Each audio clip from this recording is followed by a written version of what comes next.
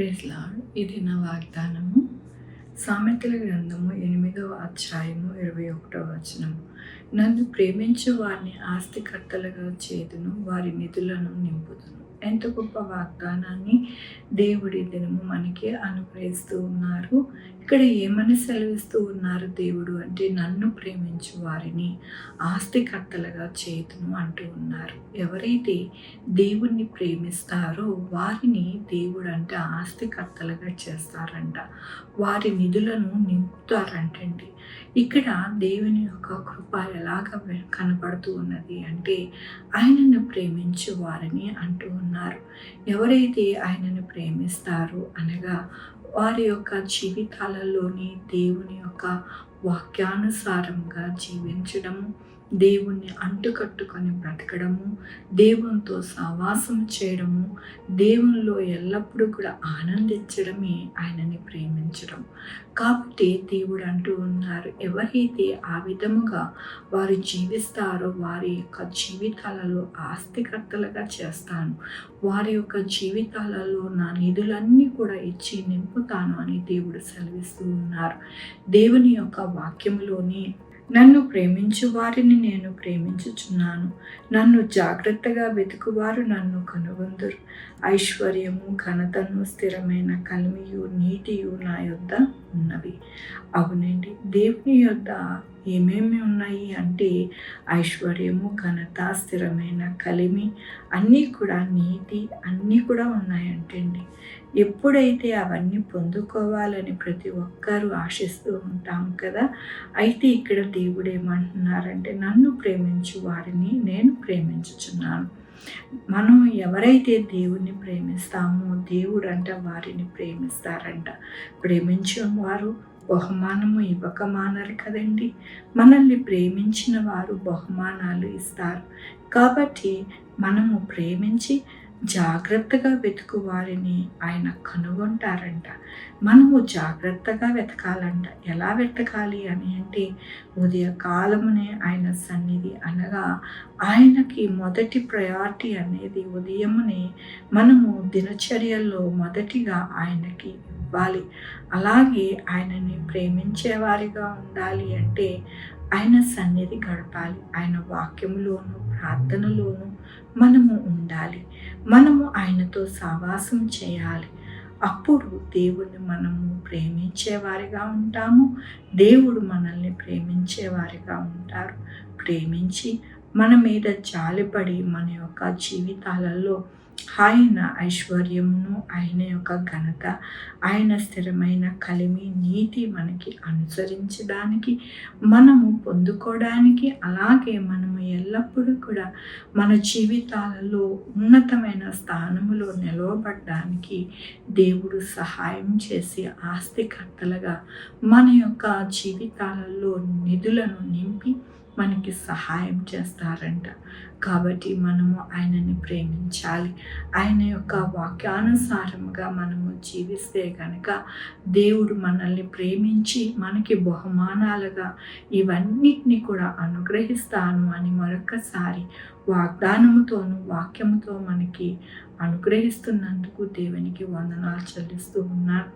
ఈ దినము నా పుట్టినరోజు, పెళ్లి రోజు, అనేక శుభదినములు చేసుకుంటున్న వారందరికీ కూడా నిండారిగా శుభాకాంక్షలు తెలియజేస్తూ ఉన్నానండి. మీ జీవితంలో దేవుని యొక్క ఆశీర్వాదము, ఆయన యొక్క ధననిధి, ఆయన యొక్క స్థిరమైన కలిమి అన్నీ కూడా మీకు అనుగ్రహించునుగాక. ప్రార్థించుకుందామండి. యెహోవా దేవా, నా తండ్రి, నా ప్రభా, మీ కృపా కనికరస్తాను బట్టి మీకు వందనాలు, స్తుతులు, స్తోత్రం చెల్లించుకుంటున్నాను నాయన. మేము ఉదయకాలమున నాయన నా తండ్రి మీ యొక్క సన్నిధిని వెతుకుతూ ఉన్నాం, మిమ్మల్ని ప్రేమిస్తూ ఉన్నాం, మీ పాదాలు పట్టుకుంటూ ఉన్నాం నాయన. మాకు నాయన కావాల్సిన ప్రతి అవసరత దయచేయండి నాయన. నాయన కృప చూపించండి నా ప్రభా. ఈ దినమున పుట్టినరోజు, పెళ్లి రోజు, అనేక శుభదినములు చేసుకుంటున్న వారందరినీ కూడా దీవించండి, ఆశీర్వదించండి. మీ కృపను వేడుకుంటున్నాను మీ దయను వేడుకుంటున్నానయ్యా. నాయన ఎల్లప్పుడూ కూడా వారి జీవితాలలో మీ నిధులను నింపండి నా ప్రభు. మా కొరకు ప్రార్థించమన్న వారిని నాయన, వారి యొక్క బిడ్డల భవిష్యత్తును, వారి ఆరోగ్యములు, వారి పనులు, వారి ఉద్యోగములు, వారి వ్యాపారములు, వారి చదువులు అన్నిటికీ తోడయండి నాయన. సహాయం చేయండి. Sugar, BP, thyroid, heart problem, kidney problem, AIDS, cancer, నరాల బలహీనత, పరాల్సు, గ్యాస్ట్రిక్ ట్రబుల్, వేదన, అనారోగ్యాన్ని తీసివేసి స్వస్థపరచండి అయ్యా. అయ్యా నా తండ్రి, మీ యొక్క వాక్యము సెలవిస్తూ ఉన్నది నా ప్రభా, అహంకారము అలాగే ప్రభా గర్వం అనేది నాశనానికి తీసుకుని వెళ్తుందని నా ప్రభా. కాబట్టి నా ప్రభా అహంకారము నాయన నా తండ్రి, మరి ఆ యొక్క నాయన ప్రతి విధమైన మీకు ఆయాస్కరముగా ఉండే ప్రతిదీ కూడా ప్రతి ఒక్కరిలోంచి తీసేసుకుని నా ప్రభా మీకు దీనులై ఉండడానికి సహాయం చేయండి నాయన.